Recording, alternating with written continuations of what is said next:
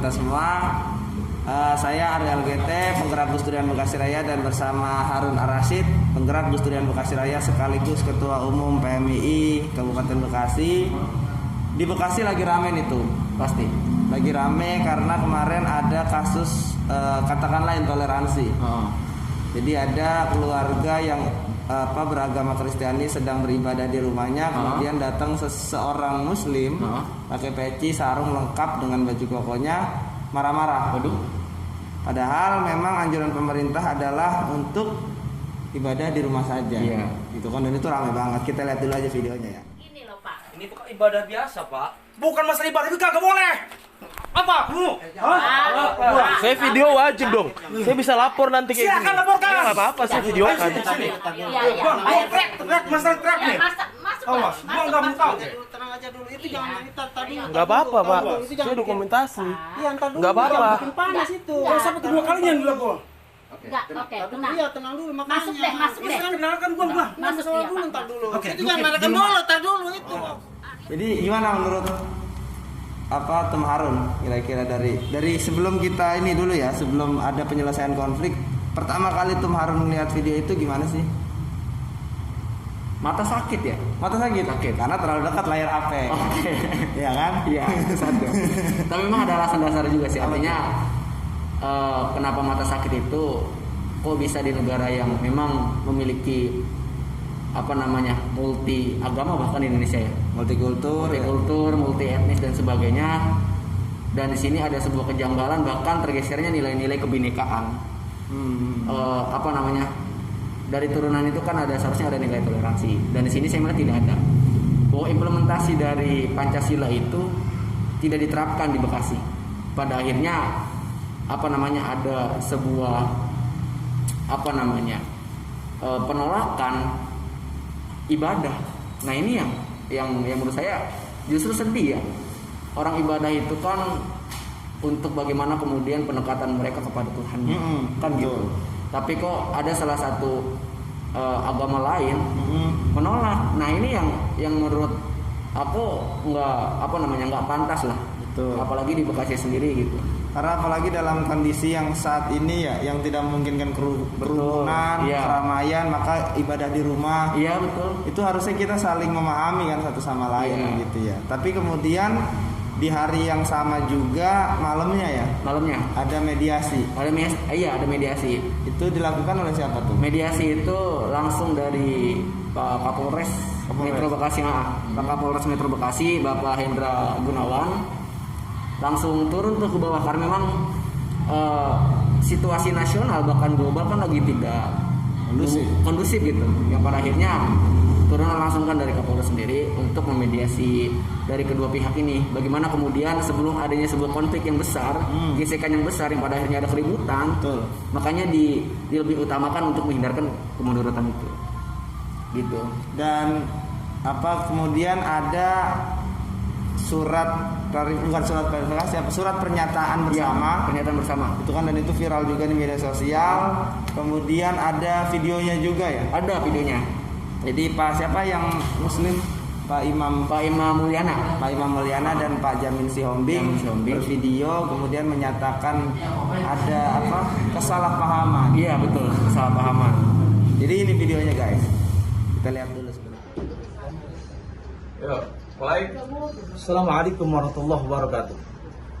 Saya Kiai Haji Imam Mulyana, tokoh agama dan tokoh masyarakat, dengan ini menyatakan dengan tulus bahwa telah terjadi kesalahpahaman dengan Bapak Jamin Sihombing, dan malam ini kami berdua telah bermusyawarah dengan niat yang baik untuk saling menghormati satu sama lain dan hidup bertoleransi.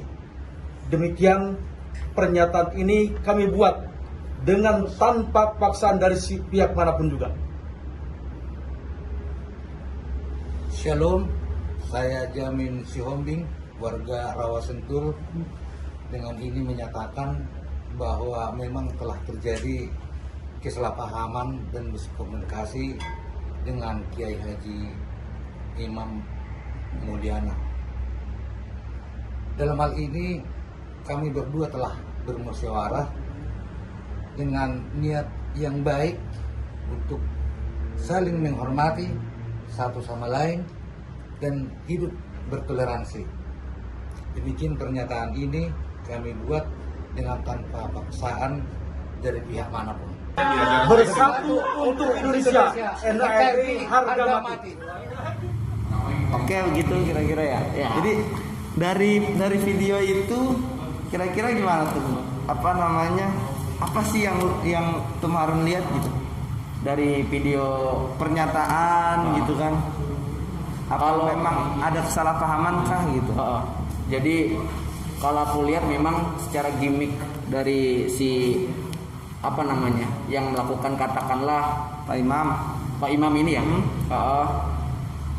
memang terlihatnya sumringah gitu, Iya, iya, iya. gembira lah. Iya, iya. Kalau kita lihat sejarah sebelumnya memang bukan hanya sekarang, ini kan menjadi sebuah alasan di media bahwa bahwa apa namanya melakukan sebuah ibadah di rumah, terus kemudian anggapan dari mereka itu ini banyak nih jumlahnya gitu loh.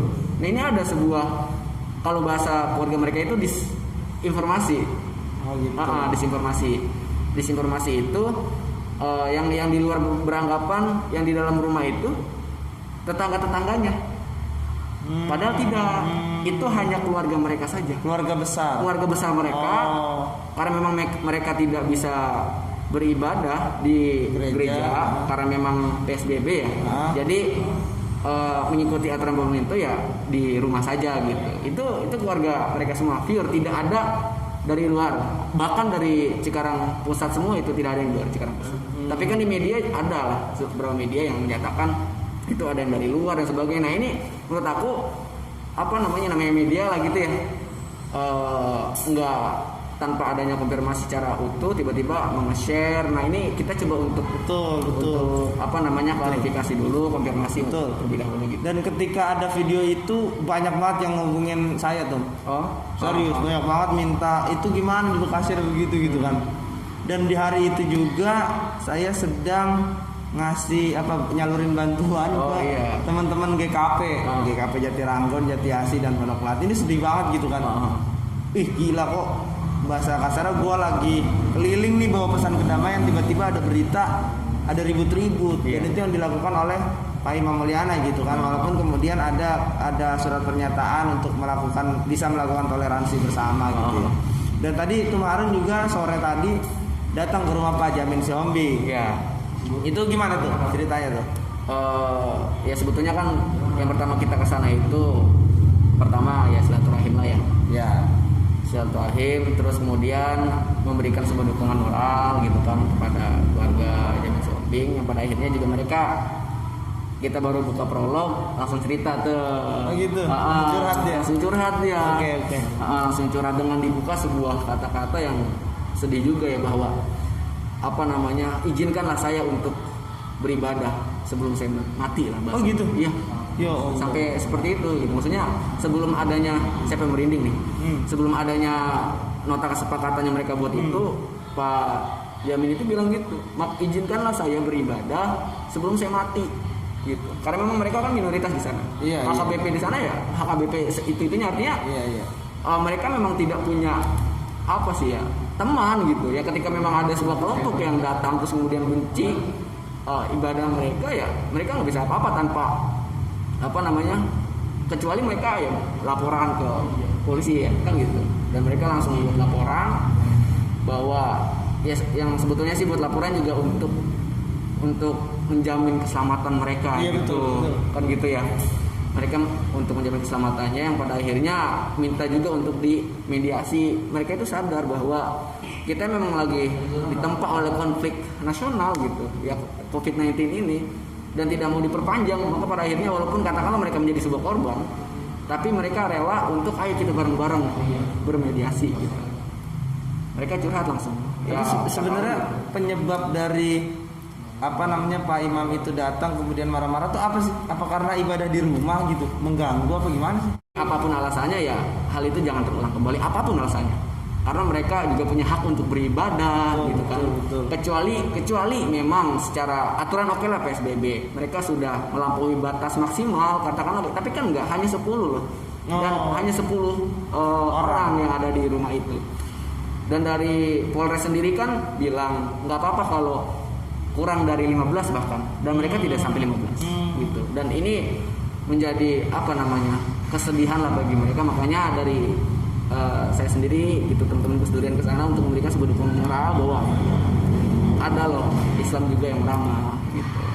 Jangan juga mengartikan atau menafsirkan bahwa Islam tuh pemarah dan sebagainya. Tapi ya kita di sini juga tugas kita untuk kemudian bagaimana mencerminkan sebuah Islam yang betul. Kira-kira pesan untuk kebinekaan kita loh tuh, kebinekaan di tengah pandemi gitu kan, terakhir lah pesan untuk semua umat beragama yang ada di Bekasi gitu. Silakan tuh. Kalau kita lihat spirit Gus Dur ya, iya. Beliau sampai dinobatkan sebagai Bapak Tionghoa, Bapak pluralisme dan sebagainya.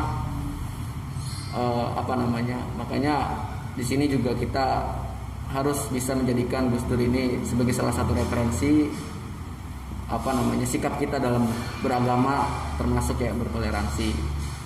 Terus kemudian jadikan Gus Dur ini sebagai role model juga, bahwa ada loh tokoh, bahkan tokoh tersebut mencerminkan dirinya itulah Islam yang sesungguhnya, artinya Islam yang memang ramah, merangkul sesama kan gitu kira-kira. Ya di sini di tengah pandemi karena memang banyak batasan-batasan ya, artinya ketika memang ada agama yang berbeda dari Islam, katakanlah kayak Katolik, Protestan, Hindu dan sebagainya, mereka punya hak juga untuk beribadah. Kecuali memang ada sebuah larangan-larangan yang memang itu juga perlu kita tegur, tapi juga ada batasannya. Jangan sampai tegurnya itu tidak memanusiakan manusia, kira-kira seperti itu. Betul. Artinya juga perlu ada batasan, dan di sini mari kita memberikan sebuah pesan perdamaian dan mahabbah cinta terhadap saudara-saudara kita satu tanah air, ya satu bahasa lah kita Indonesia. Dan Gus Dur pun bilang bahwa Indonesia ini ada karena perbedaan. Dan kira-kira seperti itu. Oke, betul. Terima kasih. Dan terakhir saya ingin bilang tadi kalau kata Tum Harun kita ini adalah saudara. Itu saya ingat pesan guru saya bahwa saudara itu berasal dari dua kata, sa dan udara. Sa itu artinya satu, udara itu adalah ya udara. Jadi selama kita masih menghirup udara yang sama, maka kita tidak boleh menyakiti siapapun. Betul itu. Itu kira-kira, dan Gus Dur itu sudah melakukan. Betul. Tinggal kita yang melanjutkan. Betul. Terima kasih. Cukup sekian. Wassalamualaikum warahmatullahi wabarakatuh. Waalaikumsalam warahmatullahi wabarakatuh.